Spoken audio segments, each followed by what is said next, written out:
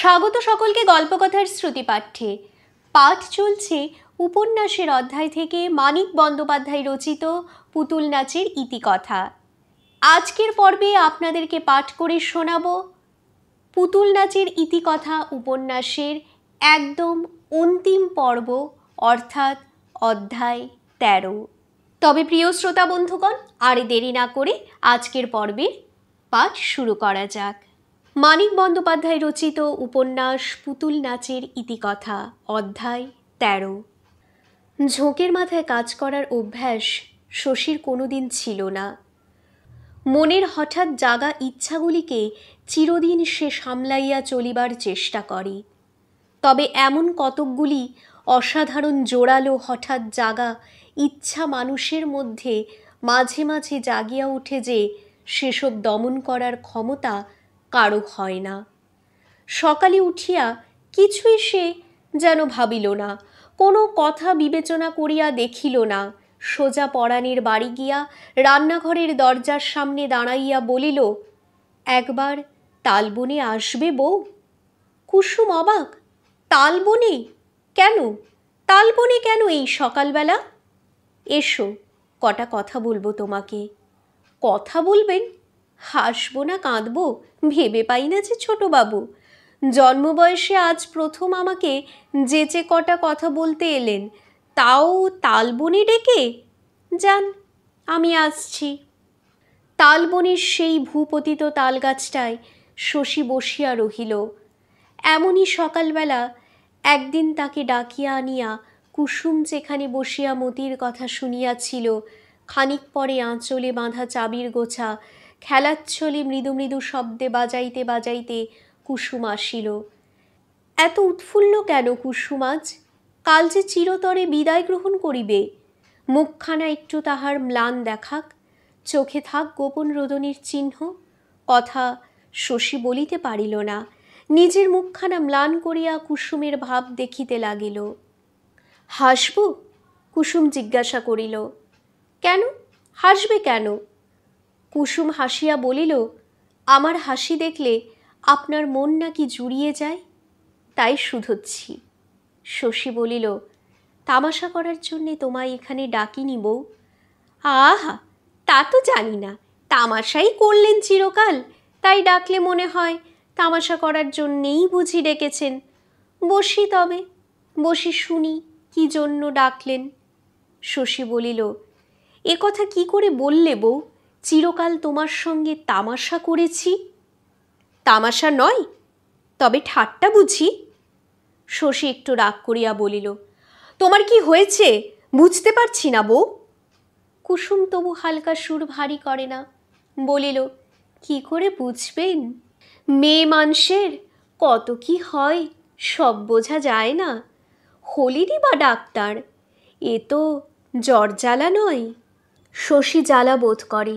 এ কি আশ্চর্য যে কুসুমকে সে বুঝিতে পারে না।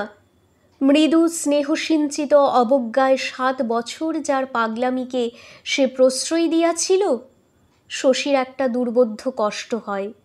যা ছিল শুধু জীবনসীমার বহিপ্রাচীর, হঠাৎ তার মধ্যে একটা চোরা দরজা আবিষ্কৃত হইয়াছে। ওপাশে কত বিস্তৃতি, কত সম্ভাবনা, কত বিস্ময়। কেন চোখ ছলছল করিল না কুসুমের? একবার বাপের বাড়ি যাওয়ার নামে আছাড় খাইয়া তার কোমর ভাঙিয়াছিল, যদি বা শেষ পর্যন্ত গেল। ফিরিয়া আসিল 15 দিনের মধ্যে। এখানে এমনভাবে হয়তো এই তাতে শেষ দেখা, এই জীবনে হয়তো আর এত কাছাকাছি তারা আসিবে না। আর আজ একটু কাঁদিল না কুসুম? গাঢ় সজল সুরে একটি আবেগের কথা বলিল না? কুসুমের মুখে ব্যথার আবির্ভাব দেখিতে শশীর দুচোখ আকুল হইয়া ওঠে। অস্ফুট কান্না শুনিবার জন্য সে হইয়া থাকে উৎকর্ণ। কে জানিত কুসুমের দৈনন্দিন কথা ও ব্যবহারে মেশানো অসংখ্য সংকেত, অসংখ্য নিবেদন এত প্রিয় ছিল শশীর। এত সে ভালোবাসিত কুসুমের জীবনধারায় মৃদু এলোমেলো অফুরন্ত কাতরতা। চিরদিনের জন্য চলিয়া যাইবে, আর আজ এই তালবনে তার এত কাছে বসিয়া খেলার ছলে কুসুম শুধু বাজাইবে চাবি। কি অন্যায় কুসুমের, কি সৃষ্টি ছাড়া পাগলামি। পা দিয়া ছোট একটি আগোছা নাড়িয়া দিতে ঝরঝর করিয়া শিশির ঝরিয়া পড়িল। শশীর মনে হইল কুসুমকে ধরিয়া এমনই ঝাঁকুনি দেয় যাতে তার চোখের আটকানো জলের ফোঁটাগুলি এমনইভাবে ছড়িয়া পড়ে এবং দু চোখ মেলিয়া সে তা দেখিতে পায়। কুসুম জিজ্ঞাসা করিল, কথা বলবেন বলে ডেকে এনে চুপচাপ কেন ছোটবাবু? শশী বলিল, শুনলাম তোমরা গাঁ ছেড়ে চলে যাচ্ছ, তাই শুধোতে ডাকলাম। কুসুম অনায়াসে বলিল, পরশু যাব। আমায় যে বলনি কিছু, কখন বলবো? আপনি কি আসেন? শশী রাগিয়া বলিল, নাই বা এলাম, জানো না কাজের ভিড়ে কত ব্যস্ত থাকি। মিথ্যে করে ভাঙা হাত দেখাতে বৃষ্টি মাথায় করে যেতে পারো, এত বড় একটা খবর দেবার জন্য একবার যেতে পারলে না? এ কথায় ক্রোধের কি অপূর্ব ভঙ্গি কুসুম করিল। দু হাতে মুখের দুপাশের আলগা চুলগুলি পিছনে ঠেলিয়া দিয়া এমন তীব্র দৃষ্টিতে শশীর দিকে চাহিল যে মনে হইল শশী যেন দুরন্ত অবাধ্য শিশু। এক্ষুনি কুসুম তাকে একটা চড়চাপড় মারিয়া বসিবে। এমন তো ছিল না কুসুম। শশী কবে তাকে অপমান না করিয়াছে, কবে মান রাখিয়াছে তার অভিমানের, কবে এমন কথা বলিতে ছাড়িয়াছে যা শুনিলে গা জ্বলিয়া যায় না। কোনোদিন রাগ সে করে নাই, ভর্ৎসনার চোখে চাহে নাই। আজ এই সামান্য অপমানে সে এক্কেবারে ফুঁসিয়া উঠিল বাঘিনীর মতো। তবে কড়া কথা কিছু সে বলিল না, আত্মসংবরণ করিল। তার রাগের ভঙ্গি দেখিয়াই শশী এক্কেবারে নিভিয়া গিয়াছে দেখিয়া কে জানি কি আশ্চর্য কৌশলে কথা বলার চিরন্তন রহস্যময় সুরটিও কুসুম ফিরাইয়া আনিল। বলিল, বাবা, কি ছেলে মানুষের পাল্লাতেই পড়েছি। মিথ্যে করে ভাঙা হাত দেখাতে একবার ছেড়ে 100 বার যেতে পারি, ঝড় বৃষ্টি ভূমিকম্প মাথায় করে। ও কথা বলবার জন্য যাব কেন? শশী বলিল, পরাণকে দিয়ে তো বলে পাঠাতে পারতে। কুসুম বলিল, তাই বা কেন পাঠাবো? যে খবর নেয় না তাকে খবর দেবার কি গরজ আমার? আমিই তো বারণ করলাম ওকে। কাজের ভিড়ে আসতে পারিনি বলে আমি এক্কেবারে পর হয়ে গেছি না বউ? কুসুম হাসিল। পর কোথা হলেন? তালবনে ঝোপের মধ্যে বসে পরের সঙ্গে আমি কথা বলি নাকি? ঠিক অতটা সস্তা নই ছোটবাবু। কি বলিল কুসুম? এত স্পষ্ট, এত ব্যাখ্যা ও ইতিহাস ভরা কথা। শশীর হঠাৎ মনে পড়িয়া গেল একদিন বড় খাপছাড়া ও অনাবশ্যকভাবে কুসুম তাহাকে বাপ তুলিয়া অপমান করিয়াছিল। অমন ভয়ানক ব্যাপার আর কখনো ঘটে নাই বলিয়া কথাটা শশী ভুলিতে পারে নাই, বুঝিতেও পারে নাই কুসুমের রাগের কারণ। এতদিন পরে কুসুম যেন সেদিনকার ব্যবহারের মানই বলিয়া দিল। সস্তা নই, কি গেঁয়ো অভদ্র কথা। তবু কুসুম যা বলিতে চায় আর কিসে তা এত স্পষ্ট বোঝা যাইত? কি করিবে, কি বলিবে, কিছুই শশী বুঝিয়া উঠিতে পারিল না। আজ হঠাৎ এ কথা বলিবার দরকার পড়িল কেন কুসুমের? তাও বড় দুর্বোধ্য। যদি বলিত অভিমান করিয়া চিরদিন যেমন করিয়াছে তেমনই যদি সকাতর হইত তারে অভিযোগ, তবে শশী সব বুঝিতে পারিত। তা তো নয়। এ স্পর্ধার উক্তি কুসুমের, অহংকারের ভাষা। আজ বাদে কাল যার সঙ্গে চিরতরে বিচ্ছেদ, তাকে এমনভাবে এ কথা শোনানো কি কম মন্দ ব্যবহার কুসুমের? ভাবিয়া চিন্তিয়া শশী বলিল, চলে যাবে বলে বুঝি তুমি আজ এমন তেজের সঙ্গে কথা বলছো বউ? ভাবছ সম্পর্কই যখন চুকল যত পারি শুনিয়ে নিই। কি আবার শোনালাম আপনাকে? যা শোনালে চিরকাল মনে থাকবে। এই জন্যেই সেদিন তোমাকে কটা কথা বুঝিয়ে বলতে গিয়েছিলাম।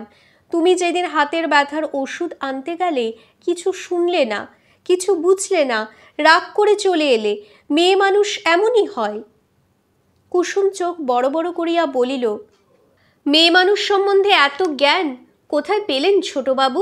মেয়ে মানুষের এরকম হয়, ওরকম হয়, সব রকম হয়, শুধু মনের মতো হয় না। এতও জানেন? তুমি আজ বড় বিশ্রীভাবে কথা বলছো বউ। বলিনি ছোটবাবু, বলতে দিন, যা মুখে আসে বলতে দিন। আজ বলতে কি চেয়েছিলাম? কে আপনাকে জানতে বলেছিল গাঁ ছেড়ে চলে যাব? কে বলেছিল এখানে ডেকে আনতে? জানেন আমার মাথা খারাপ, পাগলাটে মানুষ আমি। তবু যাওয়ার দুদিন আগে আমাকে এখানে ডেকে আনা চাই, আজে বাজে কথা বলে কান ঝালাপালা করা চাই। 10 বছর খেলা করেও কি স্বাদ মেটেনি? আমরা মুখ্য গেঁয়ো মেয়ে, এসব খেলার মর্ম তো বুঝি না, কষ্টে মরে যাই। এ কথার কোনো প্রতিবাদ নাই বলিয়া শশীর মুখে কথা ফোটে না। জুতার ভিতর হইতে পা বাহিরে করিয়া পায়ে ঘাসের শিশির মাখিতে মাখিতে নতমুখে সেই মুখ হইয়া বসিয়া থাকে। এদিকে কুসুমের চোখে এতক্ষণে জল আসিয়া পড়িয়াছে।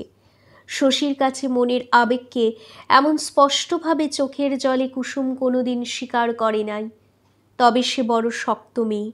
দুবার জোরে জোরে শ্বাস টানিয়া আর দুবার আঁচলে চোখ মুছিয়াই আবেগ সে আয়ত্তে আনিয়া ফেলিল। বলিল, এমন হবে ভাবিনি ছোটবাবু, তাহলে কোন কালে গাঁ ছেড়ে চলে যেতাম। কুসুম আর কিছুক্ষণ চোখের জল ফেলিলে শশী যে হঠাৎ খ্যাপার মতো বিনা বাক্য ব্যয় তাকে দুহাতে জড়াইয়া ধরিত, তাতে সন্দেহ ছিল না। কিন্তু কুসুমের এই অনুযোগগুলি তাকে দমাইয়া রাখিল।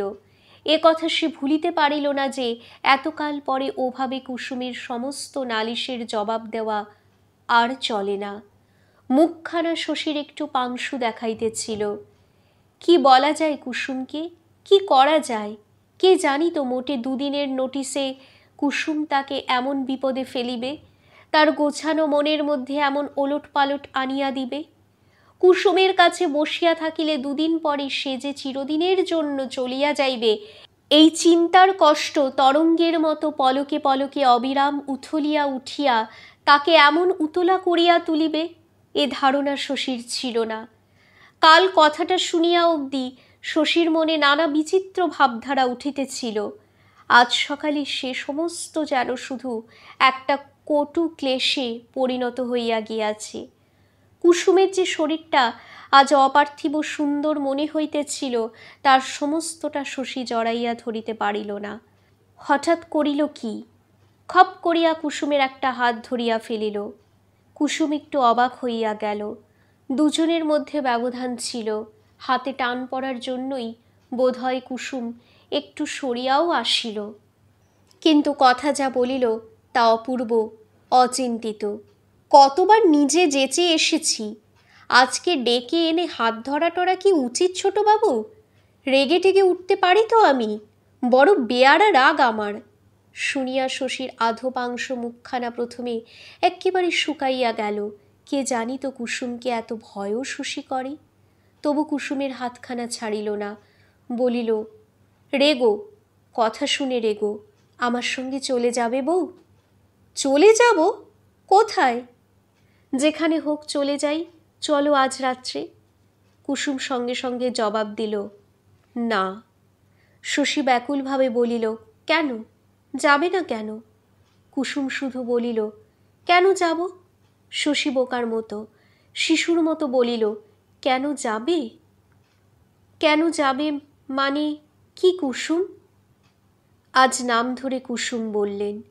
বলিয়া ছোট বালিকার মতো মাথা দুলাইয়া জলজলে চোখে শশীর অভিভূত ভাব লক্ষ্য করিতে করিতে কুসুম বলিল, কি করে যে শুধলেন কেন যাব?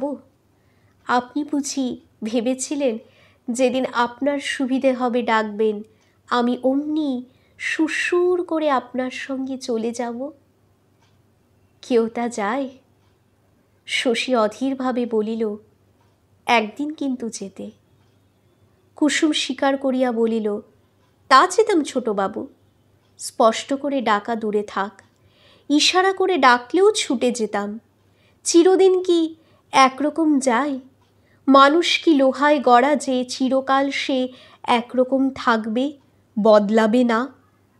বলতে বসেছি যখন কড়াকড়িই বলি, আজ হাত ধরে টানলেও আমি যাব না। তার হাত ছাড়িয়া দিয়া শশী বলিল, তোমার রাগ যে এমন ভয়ানক তা জানতাম না বউ। অনেক বড় বড় কথা তো বললে, একটা ছোট কথা তুমি কেন বুঝতে পারো না? নিজের মন কি মানুষ সবসময় বুঝতে পারে বউ?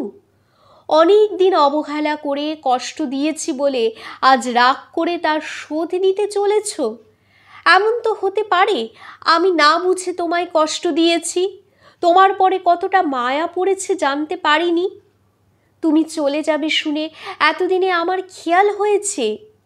তাছাড়া তোমার কথাই ধরি, তুমি বললে মানুষ বদলায়।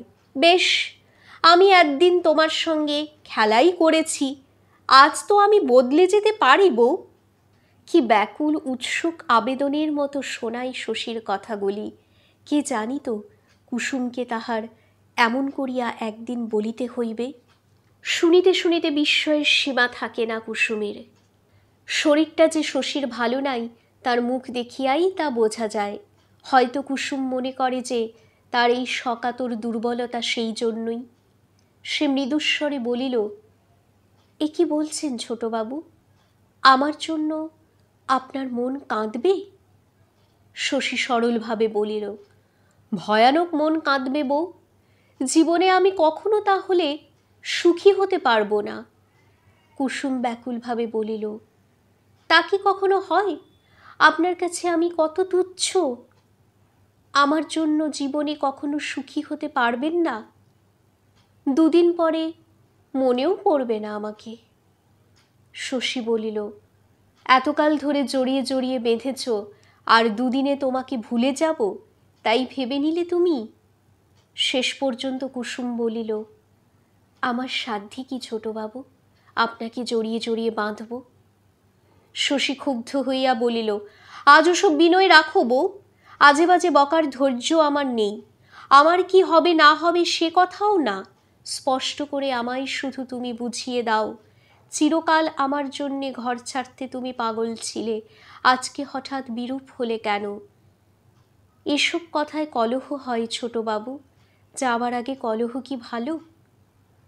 কলহ হবে না বলো? কুসুম ম্লান মুখে বলিল, আপনাকে কি বলবো ছোটবাবু, আপনি এত বোঝেন। লাল টকটকে করে তাতানো লোহা ফেলে রাখলে তাও আস্তে আস্তে ঠান্ডা হয়ে যায়, যায় না? স্বাদ আহ্লাদ আমার কিচ্ছু নেই। নিজের জন্যে কোনো সুখ চাই না। বাকি জীবনটা ভাত রেঁধে ঘরের লোকের সেবা করে কাটিয়ে দেব ভেবেছি। আর কোনো আশা নেই, ইচ্ছে নেই, সব ভোঁতা হয়ে গেছে ছোটবাবু। লোকের মুখে মন ভেঙে যাওয়ার কথা শুনতাম, একদিনে বুঝতে পেরেছি সেটা কি। কাকে ডাকছেন ছোটবাবু? কে যাবে আপনার সঙ্গে? কুসুম কি বেঁচে আছে? সে মরে গেছে। কুসুম মরিয়া গিয়াছে? সেই চপল রহস্যময়ী আধবালিকা, আধরমণী, জীবনী শক্তিতে ভরপুর অদম্য অধ্যবসায়ী কুসুম। শশী যে কেন আর কোনো কথা বলিল না তার কারণটা দুর্বোধ্য। বোধহয় ভাবিবার অবসর পাইবার জন্য। কুসুম তো আজও কাল এখানে আছে, বলিবার কিছু আছে কি না সেটাই আগে ভাবিয়া দেখা দরকার।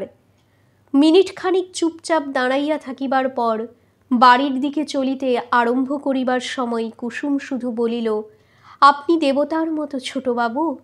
বাড়ি ফিরিয়া শশী বুঝিতে পারে কল্পনার এমন কতগুলি স্তর আছে, বিশেষ কোনো উপলক্ষ ছাড়া যেখানে উঠিবার ক্ষমতা মানুষের নাই। এক একটা ঘটনা যেন চাবির মতো মনের এক একটা দুয়ার খুলিয়া দেয়। যে দুয়ার ছিল বলিয়াও মানুষ জানিত না এত বড় বড় কল্পনা শশীর, এত বিরাট ও ব্যাপক সব মনোবাসনা। একদিনে সব যেন পৃথক অনাবশ্যক হইয়া গেল। শিশুর মনের বড় বড় ইচ্ছাগুলি যৌবনে যেমন যায়, রবার বসানো চাকাযুক্ত গদি আঁটা ঠেলা গাড়িতে চাপার জন্য ছেলেবেলা কত কাঁদিয়াছিল শশী। কলিকাতায় মোটর হাঁকাইবার স্বাদ আজ তারই পর্যায়ে গিয়া পড়িয়াছে। গ্রাম ছাড়িয়া কোথায় যাইবে শশী? কি আছে গ্রামের বাহিরে শশীর যা মনোহরণ করিতে পারিবে?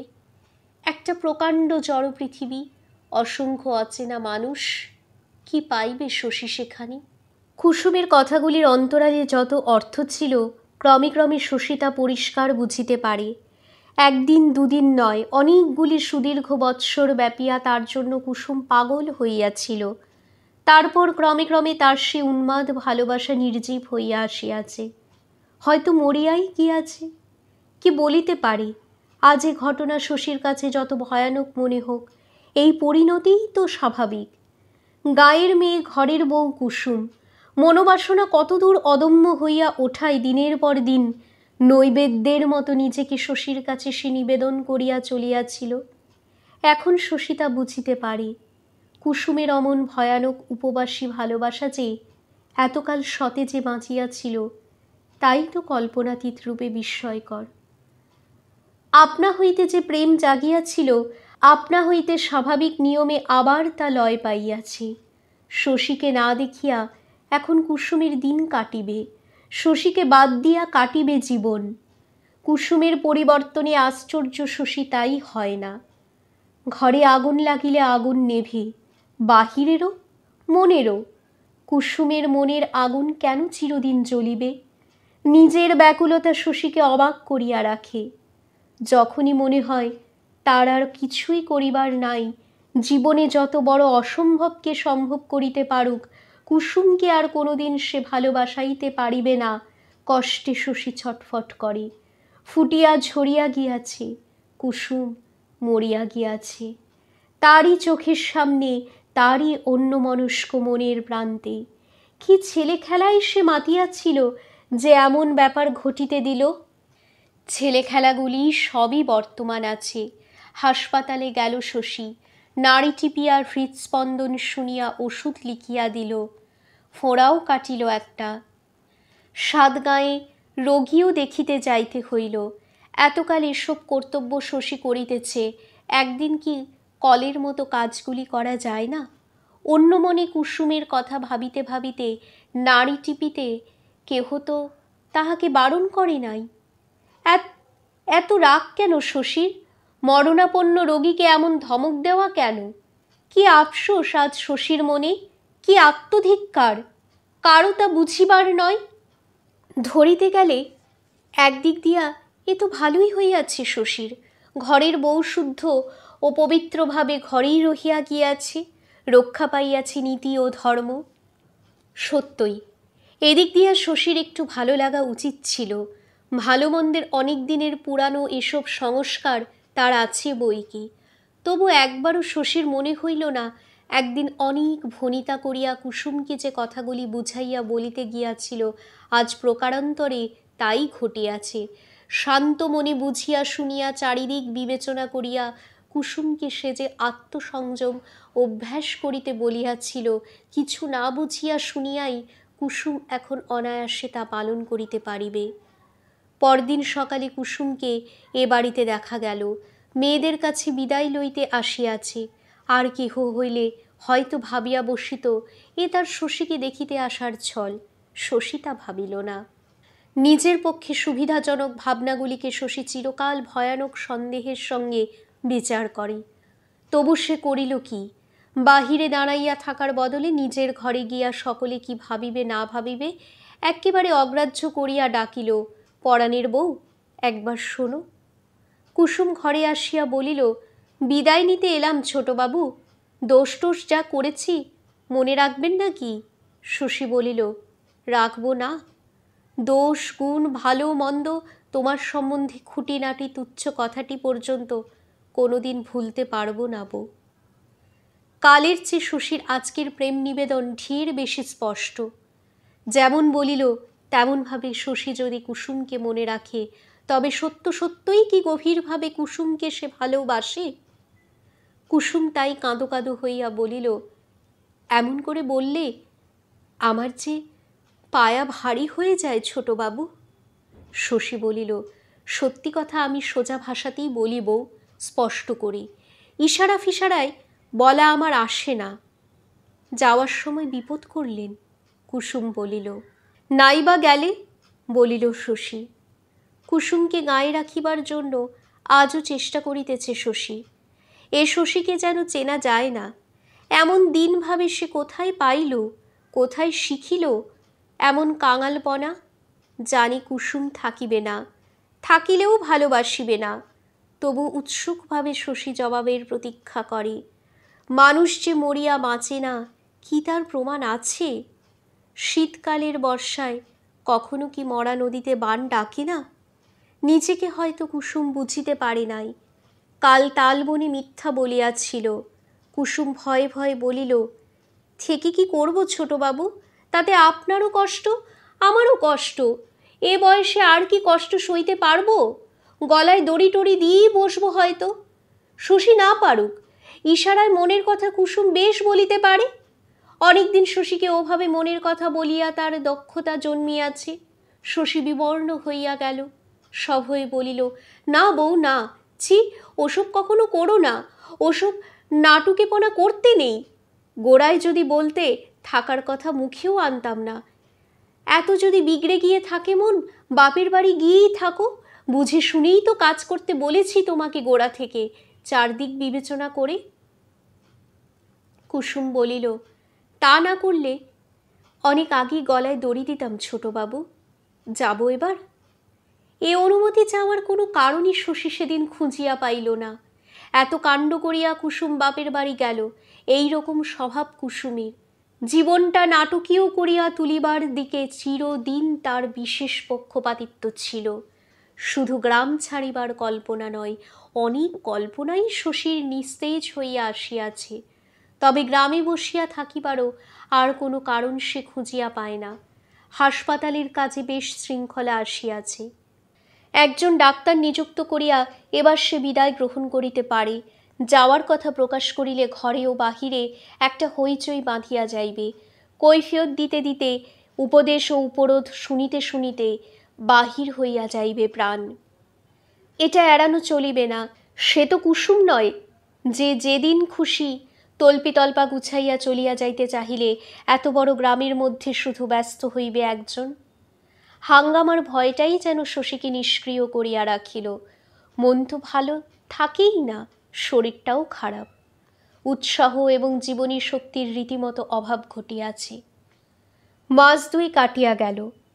সকালবেলা সূচনা হইয়া একদিন মাঝরাত্রি সেনদিদির অবশ্যম্ভাবী বিপদটি আসিয়া পড়িল। সত্যই বিপদ। সেনদিদি বুঝি বাঁচে না। অনেক বয়সে প্রথম সন্তান হওয়াটা হয়তো আকস্মিক সৌভাগ্য বলিয়া ধরা যাইতে পারে, কিন্তু সেটা বিপজ্জনকও বটে। গোপালের বোধহয় এই আশঙ্কা ছিল।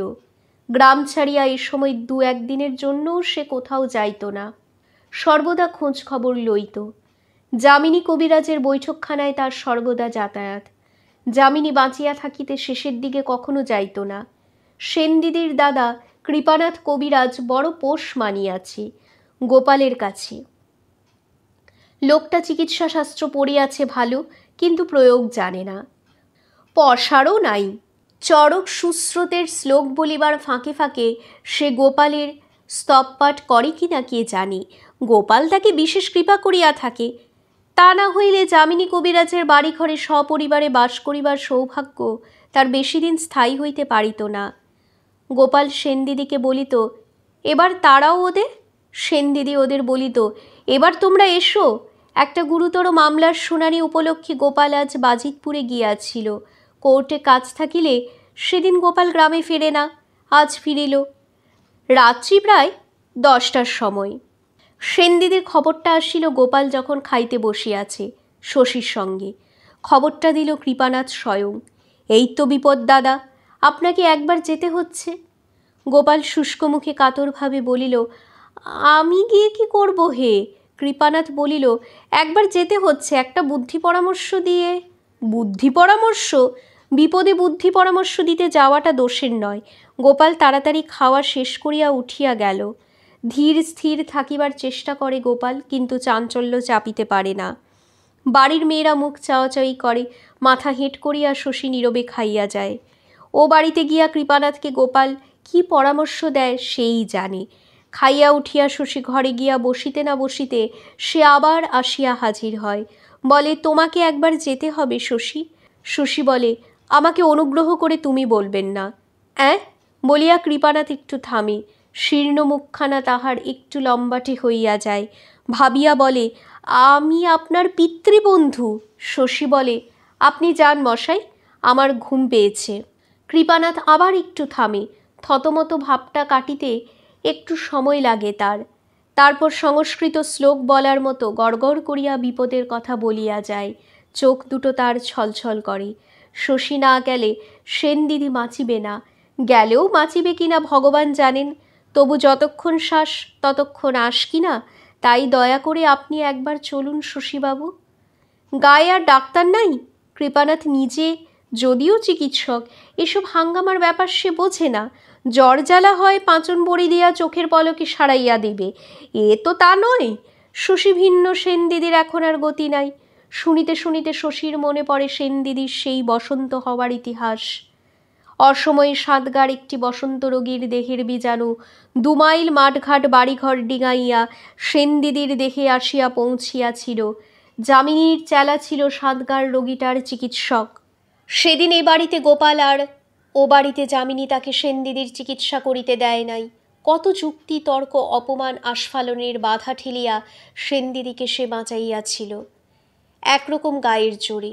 আজ আবার অন্য কারণে সেনদিদি মরিতে বসিয়াছে। আজ তার চিকিৎসা করিতে বাধা নাই, নিজে গোপাল ডাকিয়া পাঠাইয়াছে। কেন ডাকিয়াছে? পুত্র বলিয়া এভাবে তাকে ডাকিবার অধিকার কে দিয়াছে গোপালকে? সেনদিদি মরুক বাঁচুক, শশী কি গ্রাহ্য করে? অমন কত রোগী শশীর নিজের হাতে মরিয়াছে। সেনদিদি তো আজ শশীর রোগীও নয়।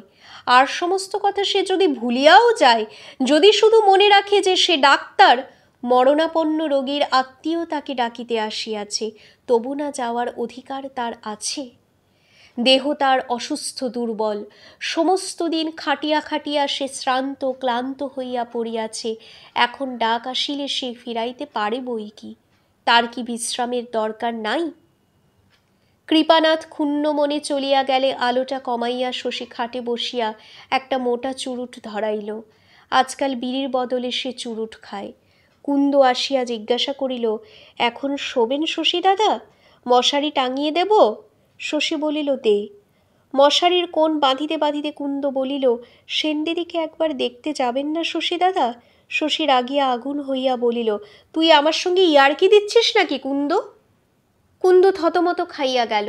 তারপর কাঁদিয়া বলিল, দুটি খেতে পড়তে দিচ্ছেন বলে আমি কথা কইলেই আপনি রেগে যান।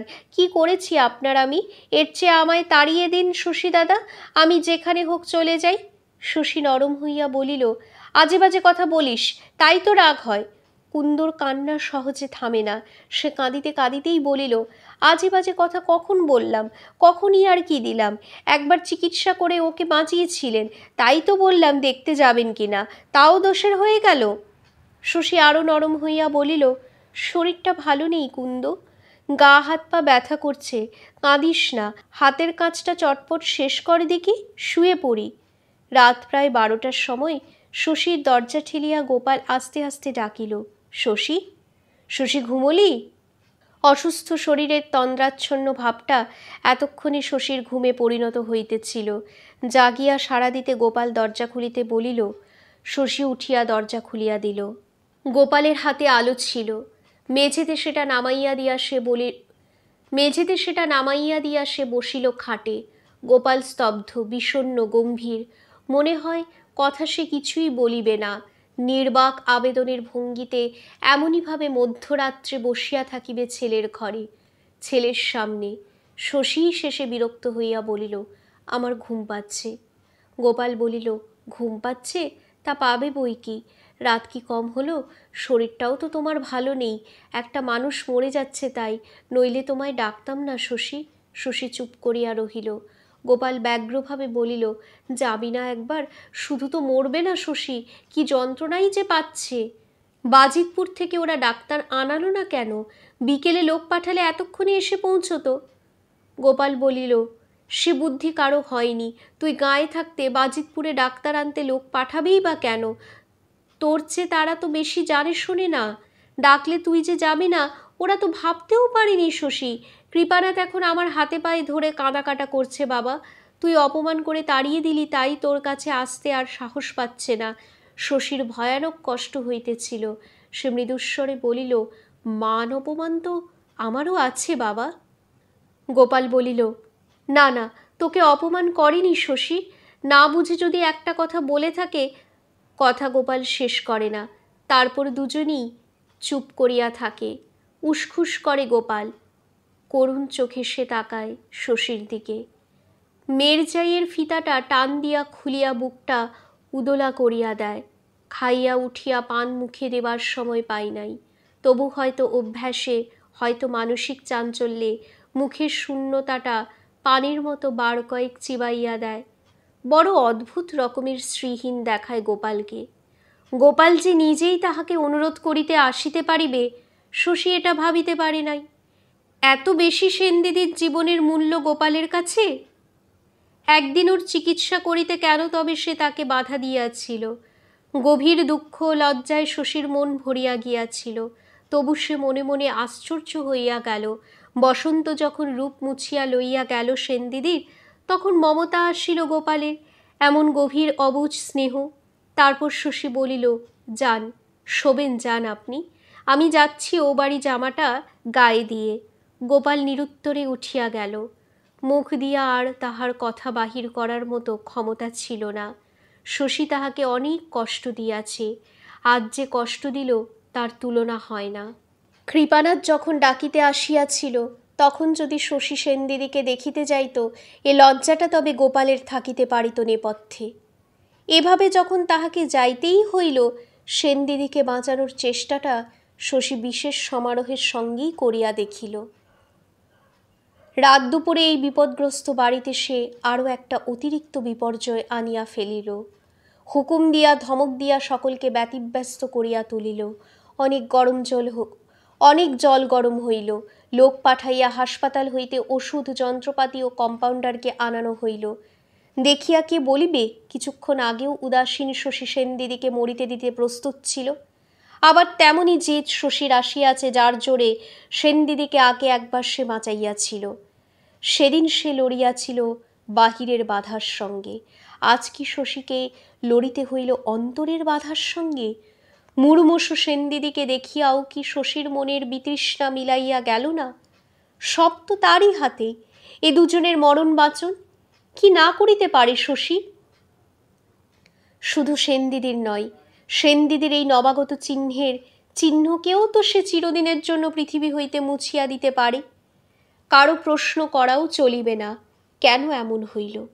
শশী কি শুধু মানুষ বাঁচাইতে শিখিয়াছে, মারিতে শেখে নাই? অতি সহজে অন্যমনস্ক অবস্থায় ভুল করার মতো করিয়াও সে তা পারে। বাকি জীবনটা তাতে খুব কি আফসোস করিতে হইবে শশীকে? শেষ রাত্রে একটি ছেলে হইল সেনদিদির। ভোরবেলা সেনদিদি মরিয়া গেল। এত কম জীবনী শক্তি ছিল সেনদিদির, এত দুর্বল হইয়া গিয়াছিল তার হৃৎপিণ্ড, যে প্রথমে তাকে পরীক্ষা করিয়া শশীর বিশ্বাস হইতে চাহে নাই। সেনদিদিকে দেখিয়া কখনো মনে হয় নাই তার দেহযন্ত্রের আসল ইঞ্জিনটা এমন হইয়া গিয়াছে। তবু শশীও ভাবিতে পারে নাই এই যাত্রা সে রক্ষা পাইবে না। ডাক্তার মানুষ সেও যেন ভালো করিয়া বুঝিতে পারিল না, অজ্ঞান অবস্থা পার হইয়া সেনদিদির যখন শান্ত হইয়া ঘুমাইতে আরম্ভ করা উচিত ছিল, হঠাৎ হাত পা কেন ঠান্ডা হইয়া আসিল। শশী জানে এরকম হয়, মানুষের দেহের মধ্যে আজও এমন কিছু ঘটিয়া চলে, এ যুগের ধন্বন্তরীরও যা থাকে জ্ঞান বুদ্ধির অগোচর। এ তো মানুষের বানানো কল নয়। তবু শশীর রাত জাগা চোখের আরক্ত ভাব যেন বাড়িয়া গেল, অবসাদ যেন হইয়া উঠিল অসহ্য। আর কিছু করিবার ছিল না। বাড়ি গিয়া স্নান করিয়া শশী কড়া এক কাপ চা খাইল, তারপর শুইয়া পড়িল। আসিবার সময়ও বাড়ির বাহিরে গোপালকে সে দেখিয়া আসিয়াছে। চেনা ও জানা মানুষগুলির মধ্যে দু চারজনকে শশী যেমন মরিতে দেখিয়াছে, তেমনি তাদের ঘরে দু চারজনকে জন্ম লইতেও দেখিয়াছে। দু চারজন মরিবে, দু চারজন জন্ম লইবে, এই তো পৃথিবীর নিয়ম। তবু এসব মরণে অভ্যস্ত শশী ডাক্তারকে বড় বিচলিত করে। যারা মরে তারা চেনা ও বিদ্বেষের দীর্ঘকালব্যাপী সম্পর্ক তাদের সঙ্গে, যারা জন্মায় তারা তো অপরিচিত। এই কথা ভাবে শশী। সেনদিদি কি বাঁচিত? সে যদি অন্যভাবে চেষ্টা করিত, যদি অন্য ওষুধ দিত। শেষের দিকে সে যে ব্যস্তভাবে গোটা 2 ইঞ্জেকশন দিয়াছিল, রোগিণীর পক্ষে তা কি অতিরিক্ত জোরালো হইয়াছিল? হইয়া থাকিলে তার দোষ কি? অনেক বিবেচনা করিয়া তবে সে ইঞ্জেকশন দুটো দিয়াছিল। তাছাড়া আর কিছুই তখন করিবার ছিল না। নিজের জ্ঞান বুদ্ধিতে যা ভালো বুঝিয়াছে তাই সে করিয়াছে, তার বেশি আর সে কি করিতে পারে? আজ পর্যন্ত সে যে অনেকগুলি প্রাণ রক্ষা করিয়াছে সেটাও তো ধরিতে হইবে। গোপাল একেবারে মুহ্যমান হইয়া গেল। এমন পরিবর্তন আসিল গোপালের যে সকলের সেটা নজরে পড়িতেছে বুঝিয়া শশীর লজ্জা করিতে লাগিল। গোপাল চিরকাল ভোজন বিলাসী, এখন তার আহারে রুচি নাই। অমন চড়া মেজাজ, কিন্তু মুখ দিয়া আর কড়া কথা বাহির হয় না। গম্ভীর বিষণ্ণ মুখে বাহিরের ঘরে ফরাসে বসিয়া তামাক টানে, আর আবশ্যক অনাবশ্যক নথিপত্র ঘাঁটে, যেগুলি গোপালের কাছে এতকাল নাটক নোভেলের মতো প্রিয় ছিল। মন হয়তো বসে না গোপালের, তবু এই অত্যন্ত কাজের মধ্যে ডুবিয়া থাকিয়া সে সময় কাটানোর চেষ্টা করে। শশী আশ্চর্য হইয়া যায়, এসব তার কাছে একান্ত খাপছাড়া লাগে। অপ্রত্যাশিত যত কিছু ঘটিয়াছে শশীর জীবনে, তার মধ্যে গোপালের চরিত্রের এই বেমানান দিকটা সবচেয়ে বিস্ময়কর মনে হয়। শশীর সঙ্গে কথাবার্তা গোপালের খুব কমই হয়। দুজনের দুটি জগৎ যেন এতদিনে একেবারে পৃথক হইয়া গিয়াছে। একদিন আচমকা গোপাল জিজ্ঞাসা করিল, তোমার সেনদিদি কিসে মরল শশী? হার্ট খারাপ ছিল? গোড়ায় বুঝি ধরতে পারোনি? গোড়াতেই ধরেছিলাম, তবে মরল কেন? এ প্রশ্নে শশী হঠাৎ রাগিয়া গেল, বলিল, গোড়ায় রোগ ধরতে পারলেও মানুষ মরে। গোপাল বলিল, ইঞ্জেকশন দুটো আগে দাওনি বলে হয়তো। এটুকু বলিয়া উৎসুকভাবে গোপাল খানিকক্ষণ শশীর মন্তব্যের প্রতীক্ষা করিয়া রহিল। কি সত্য সে নির্ণয় করিতে চায় কে জানে। শশী একেবারে স্তম্ভিত হইয়া যায়। খুঁটিয়া খুঁটিয়া তার চিকিৎসার আগা গোড়াও হয়তো গোপাল জানিয়া লইয়াছে। কি ভাবিয়াছে গোপাল? চিকিৎসক পুত্রের সম্বন্ধে কি অকথ্য ভাবনা তার মনে আসিয়াছে? মুখখানা লাল হইয়া যায় শশীর, কিছু বলিতে ভরসা পায় না। কৃপানাথ বলছিল, সময় মতো দু এক দানা মৃগনাভি দিলে। শশী এবার নীরবে উঠিয়া চলিয়া গেল। রাগও হয়, মমতাও বোধ করে শশী। বিষয় সংসারী প্রৌঢ়বয়সী মানুষ, তারই কি ছেলে মানুষই? কুন্দু জিজ্ঞাসা করে, মামার কি হয়েছে শশী দাদা? একটু স্নেহব্যাকুল সুরেই জিজ্ঞাসা করে। কুন্দুর ছেলেটির বড় কঠিন অসুখ হইয়াছিল। অনেক চেষ্টায় শশী তাকে ভালো করিয়া তুলিয়াছে। পাকা দালানে একখানা ঘরও দেওয়া হইয়াছে কুন্দুকে, আর দেওয়া হইয়াছে সংসার পরিচালনার কিছু কিছু দায়িত্ব। মুখরা কুন্দ একেবারে বদলাইয়া গিয়াছে।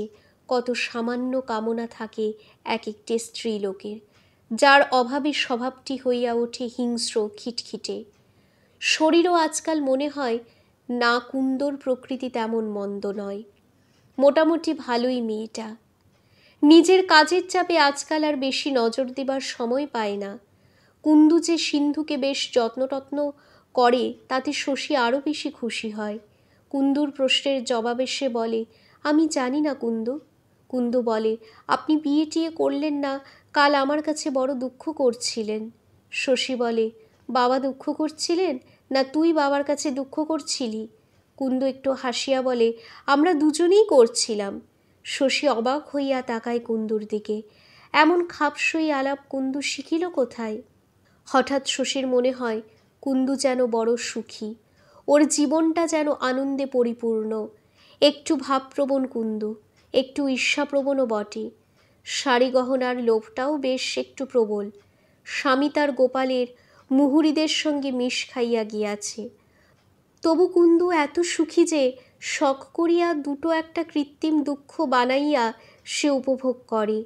তার অভাব অভিযোগগুলিও তাই। কুন্দুর অস্তিত্ব এতকাল শশীর কাছে ছিল জড়বস্তুর মতো নিরর্থক। আজ ওর অর্থহীন জীবনে এমন সুখের সমাবেশ দেখিয়া সে যেন খানিকটা ভড়কাইয়া গেল। কি যেন করিয়া দিয়া গিয়াছে শশীকে কুসুম। সামনে আসিলেই মানুষের চোখে মুখে ব্যাকুল চোখে কি যেন শশী খোঁজে। মুখে হাস্যোচ্ছটা দেখিলে, চোখে আনন্দের ছাপ দেখিলে শশীর মন জুড়াইয়া যায়। সজল চোখে ক্লিষ্ট কাতর মুখে যে দাঁড়ায় শশীর সামনে, তাকে শশীর মারিতে ইচ্ছা হয়। হঠাৎ কুন্দুকে বড় ভালো লাগে শশীর। সস্নেহে বলে, তোর কি চাই বল তো কুন্দু? খুব ভালো একখানা কাপড় নিবি বেনারসি? কুন্দু অবাক, বলে, হঠাৎ কাপড় কেন দাদা? শশী গম্ভীর মুখে বলে, দেব, তোকে একখানা কাপড় দেব। এমনি দেব কুন্দু, মিছিমিছি। মিছিমিছি কুন্দুকে শশী কাপড় কিনিয়া দেয়। এদিকে আবির্ভাব ঘটে গোপালের গুরুদেবের। ভোলা ব্রহ্মচারী নামে তার খ্যাতি। সুস্পষ্ট লোমশ দেহ, মাথা, গোঁফদাড়ি, ভ্রু সব কামানো, হাতে কুচকুচে কালো একটি দণ্ড, গায়ে গেরুয়া, পায়ে গেরুয়া রং করা রাবার সোলের ক্যাম্বিস জুতা। বছর পাঁচেক একে গোপাল একরকম ভুলিয়াই ছিল। হঠাৎ এমন ব্যাকুলভাবে স্মরণ করিয়াছে যে ভগবানকে করিলে হয়তো তিনিও দেখা দিতেন। সসম্মানে সাষ্টাঙ্গ প্রণাম করিল গোপাল। স্বহস্তে পা ধোয়াইয়া দিল। অন্দরের একখানা ঘর আগেই ধুইয়া মুছিয়া পরিষ্কার করিয়া রাখা হইয়াছিল, সেখানে ভোলা ব্রহ্মচারীকে থাকিতে দেওয়া হইল। ব্রহ্মচারীকে শশী ভক্তি করিত।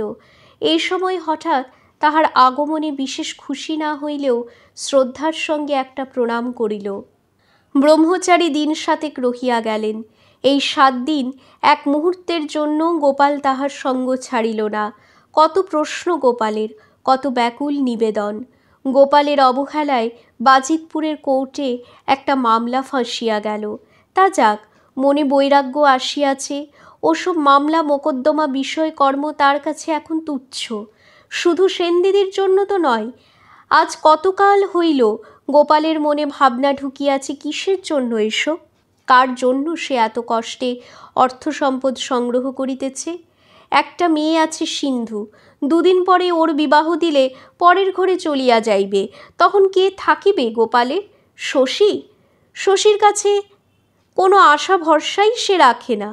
বাপকে যে ছেলে ঘৃণা করে তার কাছে কি প্রত্যাশা থাকে বাপের? ধরিতে গেলে সেই তো মনটা ভাঙিয়া দিয়াছে গোপালের। এ বড় আশ্চর্য কথা যে কুসুমের মতো গোপালের মনটাও শশীই ভাঙিয়া দিয়াছে। এ দুজনের মনের মতো হইতে না পারার অপরাধটা শশীর এত বড়। ভাঙা মনটা লইয়া কুসুম সরিয়া গিয়াছে। গোপাল আজও হাল ছাড়ে নাই। ব্রহ্মচারীর কাছে মনোবেদনা ব্যক্ত করিয়া সে তফাতে যায়। ব্রহ্মচারী ডাকেন শশীকে, বাবা শশী, তুমি বিদ্বান, বুদ্ধিমান, তোমাকে বলাই বাহুল্য যে খেয়ালের চেয়ে কর্তব্য অনেক বড়। আজ্ঞে হাঁ, বাপকে ভক্তি শ্রদ্ধা করার চেয়ে বড় কর্তব্য ছেলের আর কি আছে? ঠিক এমনইভাবেই বলেন ব্রহ্মচারী। এমনই ভূমিকাবিহীন কঠোর ভাষায় কথাটা তাই বড় জোরালো হয়। শশী আহত হইয়া বলে, বাপের প্রতি ওটাই ছেলের প্রথম কর্তব্য বই কি?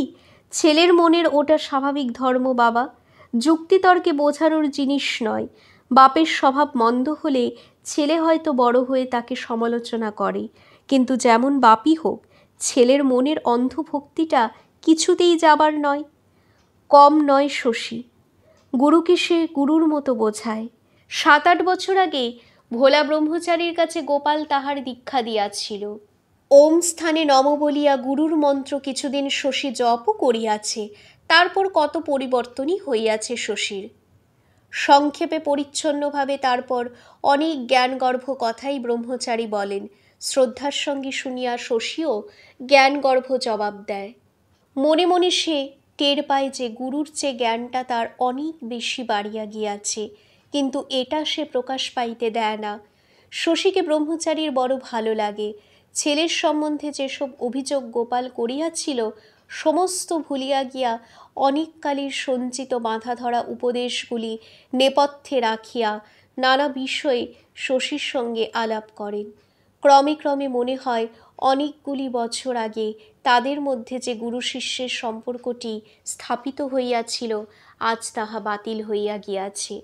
ধর্মের কথা নয়, ইহকাল পরকাল পাপ পুণ্য সম্বন্ধে প্রশ্নোত্তর নয়, এবার তাদের মুখোমুখি বসিয়া শুধু গল্প করা।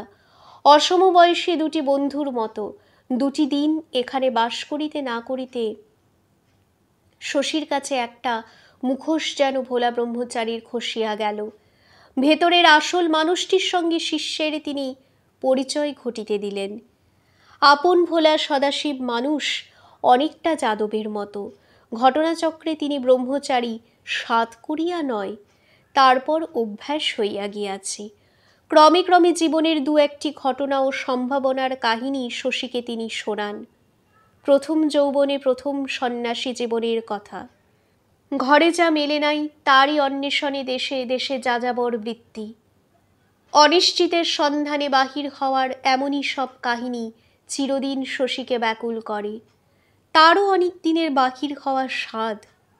গোপালের অনুরোধে শশীর মনটি ঘরের দিকে টানিবার চেষ্টা করিতে গিয়া তার ঘর ছাড়ার প্রবৃত্তিকেই ব্রহ্মচারী উস্কাইয়া দিয়া গেলেন। দিন সাতেক গুরুসঙ্গ করিয়া গোপাল যেন একটু গা ছাড়া দিয়া উঠিল। নিজের সঙ্গে কিছু সে একটা রফা করিয়া ফেলিয়া থাকিবে, কারণ দেখা গেল কর্তব্য সম্পাদন ও শশীর প্রতি ব্যবহার তার সহজ ও স্বাভাবিক হইয়া আসিয়াছে। বলে, হাসপাতালে রোগীপত্র কেমন হচ্ছে শশী? শশী বলে, বাড়ছে দু একটি করে। গোপাল আফসোস করিয়া বলে, বেগার খেটেই তুমি মরলে, মাইনে হিসেবে কিছু কিছু নাও না কেন? পরিশ্রমের দাম তো আছে তোমার, একটা লোক রাখলে তাকে তো দিতে হতো। শশী বলে, হাসপাতালের টাকা কোথায় চেয়ে নেব বাবা? সামান্য টাকার হাসপাতাল আমিও যদি নিজের পাওনা গণ্ডা বুঝে নিতে থাকি, হাসপাতাল চলবে কিসে? তা না নিক শশী মাহিনা বাবদে কিছু, এখন সেটার আসল কথা নয়। গোপালের কাছে ছেলের সঙ্গে একটু সে আলাপ করিল মাত্র। এমনই নারীসুলভ এক ধরনের ছলনাময় ব্যবহার গোপালের আছে, শশীকে মাঝে মাঝে যা আশ্চর্য অভিভূত করিয়া দেয়। ভোলা ব্রহ্মচারীকে শশী কথার কথা বলে নাই।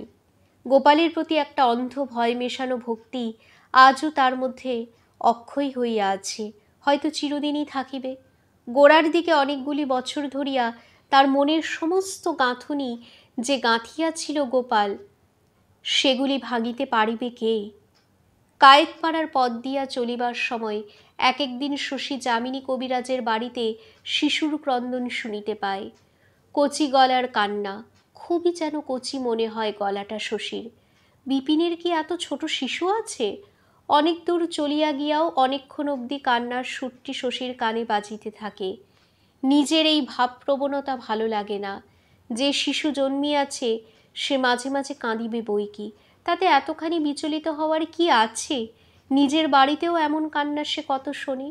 সেনদিদি মারা যাওয়ার মাস তিনেক পরে একদিন অনেক বেলায় শশী বাড়ি ফিরিয়াছে।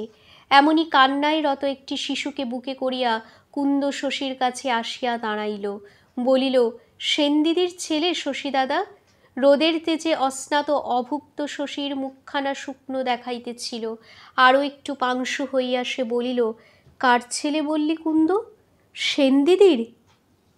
কুন্দ বলিল, হ্যাঁ, পেট থেকে পড়েই তো মাকে খেয়েছে রাক্ষস। কৃপানাথ কবরেজের শালির কচি ছেলে আছে, তার মাই খেত। সে আজ চলে গেল কি না, মামা তাই আমাকে এনে দিলেন। খুকির সঙ্গে আমার দুধ খাবে, মার মতো শেষে আমাকেও না খায়। একগাল হাসিল কুন্দ। সেনদিদির কাঁথা জড়ানো ছেলেকে শশীর সামনে মেলিয়া ধরিয়া বলিল, ওকে মানুষ করার জন্য সোনার হাড় পাবো শশী দাদা। মামার মন আজকাল বড় দরাজ হয়েছে। ওকে আনলে কে? মামাই আনলো। এমনই কাঁথা জড়িয়ে বুকের কাছটিতে ধরে। বাড়ির ছেলে মেয়েদের কাছে ঘেঁষতে দেন না। পরের ছেলে কোলে নেবার মামার রকম দেখে হেসে বাঁচি না। আমায় কি বললেন জানেন? ছেলেটা নিলাম রে কুন্দ আমি, মানুষ করতে পারবি? তোকে 10 ভরির হাড় গড়িয়ে দেব। আমি বললাম, দিন না মামা, আমার ছেলে মেয়ের সঙ্গে মানুষ হবে, এতে আর হাঙ্গাম কি? শশী ঝাঁঝিয়া বলিল, কেন তুই এ ভার নিতে গেলি? এত গয়নার লোভ তোর? কুন্দ অবাক হইয়া বলিল, গয়নার লোভে বুঝি? অতটুকু মা মরা শিশু, কেউ না দুধ দিলে ও বাঁচবে কেন? ওর মামি টামি কারো কচি ছেলে নেই।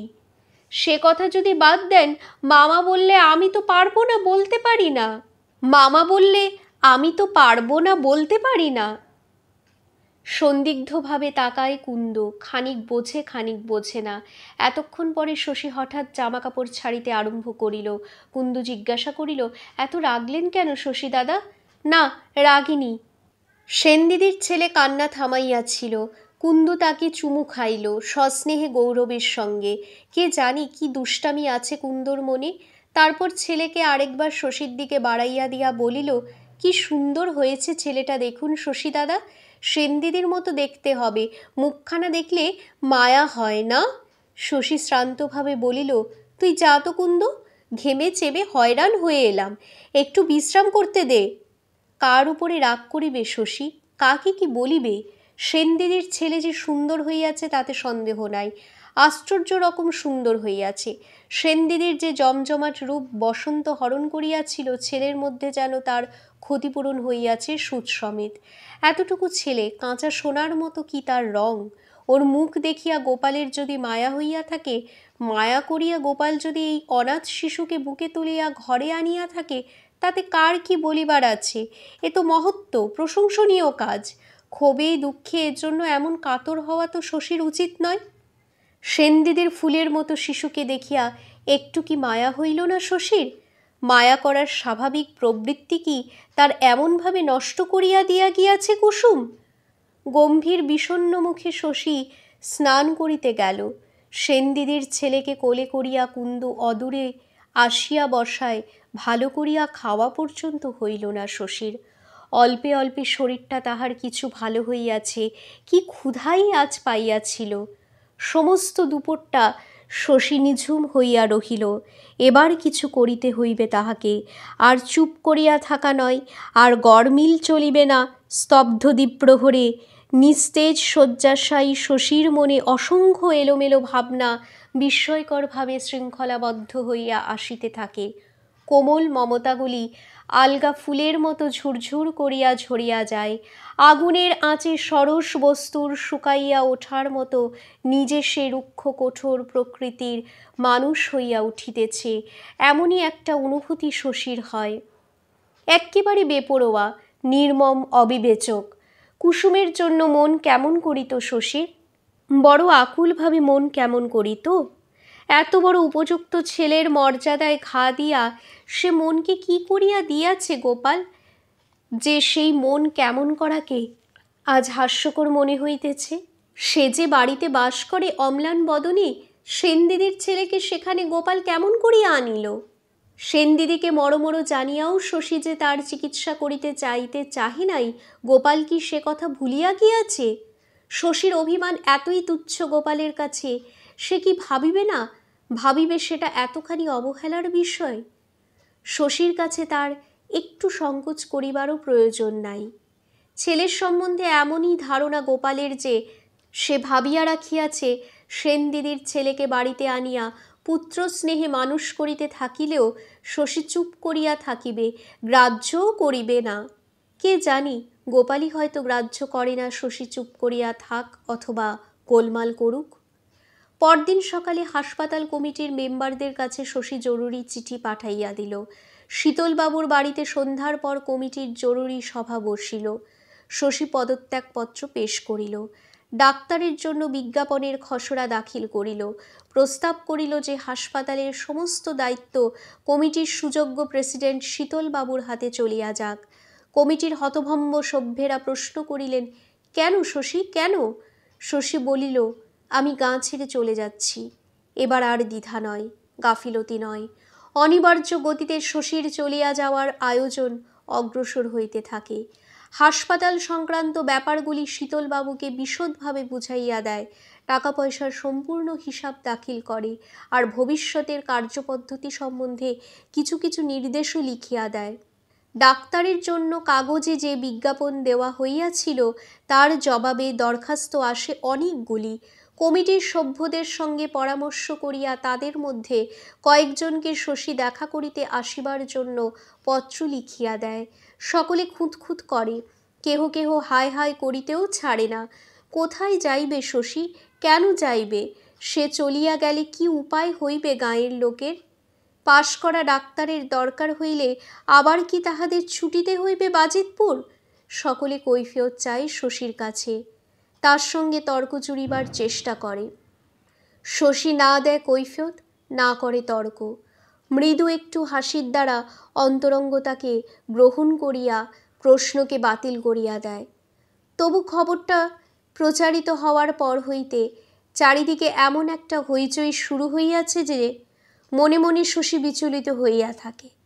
কেবল ডাক্তার বলিয়া স্বার্থের খাতিরে তো নয়, মানুষ হিসাবেও মনের মধ্যে সকলে তাহাকে একটু স্থান দিয়াছে বই কি। সাধারণের ব্যাপারগুলিতে সে উপস্থিত থাকিলে সকলের মনে উৎসাহের সঞ্চার হয়, তার উপরে নির্ভর রাখিয়া সকলে নিশ্চিন্ত থাকে। এ তো অকারণে হয় না। কত বড় সৌভাগ্য শশীর, না চাহিয়া জনতার এই প্রীতি পাইয়াছে। এ তো শুধু সৎকার্যের পুরস্কার নয়। কি এমন সৎকাজটা শশী করিয়াছে? রাস্তাঘাটের সংস্কারের জন্য কোদাল ধরে নাই, ম্যালেরিয়া নিবারণের জন্য ডোবা পুকুরে কেরোসিন ছড়ায় নাই, নাইট স্কুল খোলে নাই, গ্রাম্য সমিতি ছাত্রসংঘ প্রভৃতি গড়িয়া তোলে নাই, কিছুই করে নাই। তবু হয়তো এখন আশেপাশে 10টা গ্রামে শশীর চেয়ে বেশি প্রভাব আর কাহারও নাই। শশীকে যদি সকলে ভালো না বাসিবে, এমনটা তবে হইবে কেন? শশী তাদের ভালোবাসে না। শশীকে যারা ভালোবাসিয়াছে, গ্রাম্য ও গ্রাম্য জীবনের প্রতি মাঝে মাঝে শশী গভীর বিতৃষ্ণা বোধ করিয়াছে। ধরিতে গেলে আজ কত বছর এখানে তার মন টিকিতেছে না। তবু ক্ষতের বেদনার মতো স্থায়ী একটা কষ্ট শশীর মধ্যে আসিয়াছে। গ্রাম ছাড়িবার কথা ভাবিলে কেমন করিয়া ওঠে মনটা। এখানে জন্ম শশীর, এইখানে সে বড় হইয়াছে। এই গ্রামের সঙ্গে জড়ানো তার জীবন। কুসুম ছিল বিদেশিনী, যেদিন শখ জাগিল নির্বিকার চিত্তে বিদায় হইয়া গেল। শশী কেন তা পারিবে? রওনা হওয়ার সময় চোখের কোণে জল পর্যন্ত আসিবে শশীর? নিশ্চয়ই আসিবে। কুন্দু কাঁদে। কেন শশী দাদা, কেন চলে যাচ্ছেন আমাদের ছেড়ে? সেনদিদির ছেলের ভার লওয়ায় কুন্দুর কাজ বাড়িয়াছে, তবু সে শশীর সেবা বাড়াইয়া দেয়।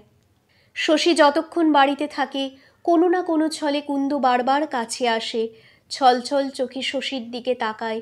কত কি বলিতে চায় কুন্দু, সব কথা বলিতে সাহস পায় না। কিরে কুন্দু, কি হলো তোর? শশী বলে। কুন্দু বলে, আপনার জন সবাইকে ফেলে চলে যাওয়া কি ভালো শশী দাদা? কেউ কি তা যায় না কুন্দু? সকলে কি দেশে গায়ে বসে থাকে? যারা যায় পেটের ধান্দায় যায়। আপনার যাবার দরকার কি? কার স্নেহের অভাবে এমন হুহু করিতেছে শশীর মন যে কুন্দুর এটুকু মমতার তার মোহ জাগে। মনে হয় আরও একটু মায়া করুক কুন্দু, আরও একটু কাতর হোক। কাতর হইয়াছে গোপাল, একেবারে যেন আধমরা হইয়া গিয়াছে মানুষটা। নিজের বাড়িতে চোরের মতো বাস করে। ভীত করুণ চোখে তফাত হইতে শশীর চালচলন লক্ষ্য করে। অপরকে জিজ্ঞাসাবাদ করিয়া শশীর মতলবাদীর সন্ধান নেয়। সামনাসামনি শশীর সঙ্গে কথা বলিবার সাহসও গোপাল পায় না। কে জানি কি বলিতে কি বলিয়া বসিবে তার দুরন্ত অবাধ্য ছেলে। কোথায় যাইতে চায় শশী, কি করিতে চায়, সঠিক খবর কেহ গোপালকে দিতে পারে না। তবে ব্যবস্থা দেখিয়া সকলে অনুমান করে যে 2-4-10 দিনের জন্য সহজ সাধারণ যাওয়া নয়, যাওয়াটা শশীর যাওয়ার মতোই হইবে। তারপর একদিন শশীর চিঠির জবাবে হাসপাতালের চাকরির জন্য দরখাস্তকারীদের মধ্যে একজন গ্রামে আসিয়া পৌঁছিল। নাম তার অমূল্য। শশীর সঙ্গে একই বছর পাশ করিয়া বাহির হইয়াছে। নাম শশীর মনে ছিল না, এখন দেখা গেল শশীর সে চেনা। অমূল্যের সঙ্গে আলাপ করিয়া শশীর ভালো লাগিল। তাছাড়া এই সামান্য চাকরির দাবি লইয়া উপস্থিত হইলে বন্ধুকে কে ফিরাইতে পারে? লোক বাছিবার আর প্রয়োজন রহিল না। কয়েকদিন পরে পরে যাদের আসিবার জন্য তারিখ দেওয়া হইয়াছিল তাদের বারণ করিয়া চিঠি লিখিয়া দেওয়া হইল। নিজের বাড়িতেই অমূল্যকে একখানা ঘর শশী ছাড়িয়া দিল। বলিল, যে কদিন আছি আমার সঙ্গে সঙ্গে ঘুরতে হবে অমূল্য। রোগীদের চিনে সব বুঝে শুনে নেবে। এবার থেকে সমস্ত ভার তোমার। গাঁয়ের যারা তোমায় ডাকবে তাদের অধিকাংশ বড় গরিব। ফিটা তাচ্ছিল্য করতে শেখো। যার যা ক্ষমতা নিজে থেকেই দেবে। গাঁয়ের লোক ডাক্তার কবরেজকে ঠকাতে সাহস পায় না। সঙ্গে করিয়া অমূল্যকে সে হাসপাতালে লইয়া গেল। নিজের চেয়ারের পাশে তার জন্য চেয়ার পাতিয়া দিল। একটু মোটাসোটা মানুষ অমূল্য, ধীর শান্ত প্রকৃতি, কিন্তু উৎসাহের অভাব নাই। নিবিড় মনোযোগের সঙ্গে সে শশীর কাজ লক্ষ্য করিয়া দেখিল। হাসপাতালের জিনিসপত্র বাড়িঘর দেখিয়া বেড়াইল। নিয়ম কানুনের বিষয়ে প্রশ্ন করিল। মনে হইল এখন হইতেই সে যেন গভীর দায়িত্ব বোধ করিতেছে। শশী চলিয়া যাইবে, আর কখনো ফিরিয়া আসিবে না। এ কথা শুনিবার পর এখানকার সমগ্র নতুনত্বের অন্ধকারে তার নিজের আলোটি জ্বালিবার অধিকার যেন তার জন্মিয়াছে। একটু সমালোচনাও অমূল্য করিল, এই নিয়মটা এমন হইলে ভালো হইত না শশী? এই ব্যবস্থার বদলে এই ব্যবস্থা, এসব সুলক্ষণ কাজকর্ম অমূল্য যে ভালোই করিবে তারই প্রমাণ। তবু মনে মনে শশীর অকারণে ক্ষোভ জাগিতে লাগিল। তার একটা রাজ্য যেন কে বেদখল করিতে আসিয়াছে। কত যত্নে কত পরিশ্রমে শশী যে গড়িয়া তুলিয়াছে তার এই হাসপাতাল। লোকে যে এটা শশী ডাক্তারের হাসপাতাল বলিয়া জানি, ফোড়া কাটা কখানা ছুরি আছে হাসপাতালে, তাও শশীর গোনা গাঁথা। গ্রাম ছাড়িয়া চলিয়া যাইবে জানিয়াও ধীরে ধীরে হাসপাতালটিকে বড় করিয়া তুলিবার কল্পনা সে তো কম করে নাই। দুদিন পরে এখানে কর্তৃত্ব করিবে অমূল্য। হয়তো উন্নতি হইবে, হয়তো অবনতি হইবে, কিছুই শশী দেখিতে আসিবে না। যাওয়ার কথা ভাবিতে ভাবিতে এমন হইয়াছিল শশীর যে সে যেন ভুলিয়া গিয়াছিল কেহ তাহাকে যাইতে বলে নাই, নিজে সে সাধ করিয়া যাইতেছে। এখনো যাওয়া বন্ধ করিলে কেহ তাহাকে কিছু বলিতে আসিবে না, না গেলে তার যেন চলিবে না, যাইতে সে যেন বাধ্য। কে যেন গাঁ হইতে তাহাকে তাড়াইয়া দিতেছে, থাকিবার তার উপায় নাই। যাইতে ক্ষোভই বা কিসের শশীর? কতকাল ধরিয়া কতভাবে সে যে তার যাওয়ার কামনাকে পুষ্ট করিয়াছে, যাওয়ার আয়োজন শুরু করিবার সময় দ্বিধা না করিবার, গাফিলতি না করিবার প্রতিজ্ঞাই বা কোথায় গেল শশীর? অমূল্যের মধ্যে নিজের ভবিষ্যৎ প্রতিনিধিকে দেখিয়াই মনটা এমন বিগড়াইয়া গেল। জীবনের বিপুল ব্যাপক বিস্তারের স্বপ্ন দেখিয়া যার দিন কাটিত, এই তুচ্ছ গাওদিয়া গ্রামে এই ক্ষুদ্র হাসপাতালের মোহে আবদ্ধ হইয়া থাকিতে চাওয়ার কথা তো তার নয়। অমূল্যকে দেখিয়া এবং সে কেন আসিয়াছে শুনিয়া গোপাল আরও ভড়কাইয়া গেল, আর সে চুপ করিয়া থাকিতে পারিল না। রাত্রি শশী খাইতে বসিলে কোথা হইতে আসিয়া নীরবে একখানা আসন আনিয়া নিজেই পাতিয়া গোপাল তার পাশে বসিল। পিসি ছুটিয়া জলের গ্লাস দিয়া অদূরে বসিতে যাইতেছিল। গোপাল বলিল, যা তুই ক্ষান্ত, পাকঘরে বসবি যা।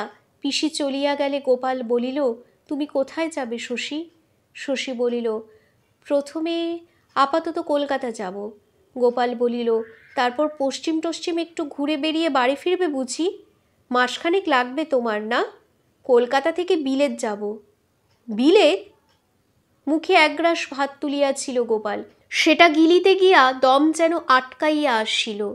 বিলেত কেন? শিকেটিকে আসব, শশী বলিল। গোপাল ব্যাকুলভাবে বলিল, তাতে তো অনেক দিন লাগবে শশী, 2-3 বছরের কম নয়। এতকাল আমি একা পড়ে থাকবো গায়ে? শশী আশ্চর্য হইয়া বলিল, একা পড়ে থাকবেন? না, একা নয়, ঘর ভরা আত্মীয় পরিজন থাকিবে গোপালের, গ্রাম ভরা থাকিবে শত্রুমিত্র। তবু শশী না থাকিলে কি একাই যে সে হইয়া যাইবে এত বড় ছেলেকে কেমন করিয়া গোপাল আজ তা বোঝায়? এ জগতে আর কে আছে একা গোপালের অন্তর জুড়িয়া? হৃদয় তাহার কি রীতি পালন করিয়াছে গোপাল তা জানে না। এ জগতে একটা মানুষকে সে স্নেহ করিতে পারে নাই, নিজের মেয়ে কটাকে পর্যন্ত নয়। শুধু শশীর জন্য, একা শশীর জন্য উন্মাদ বাৎসল্য আজও বুক জড়িয়ে আছে। গাম্ভীর্য ধীরতা সব খসিয়া যায় গোপালের। জড়ানো ভারী গলায় সে বলে, কেন যাবি বাবা, আমার উপর রাগ করে? তোর তো আমি কিছুই করিনি। শশী মৃদুস্বরে বলিল, জীবনের উন্নতি করতে যাব, এতে রাগের কি আছে? একটু ভাবিয়া গোপাল বলিল, 3-4 বছর পরে ফিরে এসে হয়তো আমায় আর দেখতেই পাবি না শশী।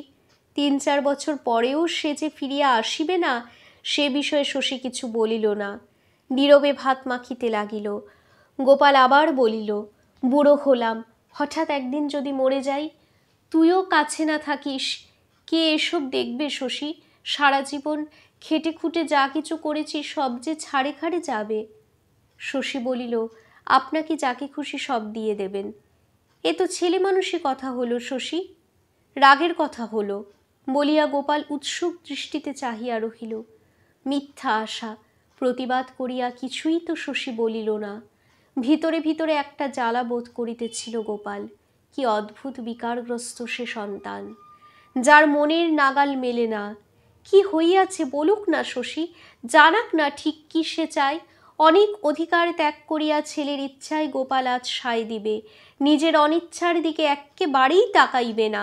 উপযুক্ত হইয়া অবাধ্য হইয়াছে ছেলে, কি আর করিবে গোপাল?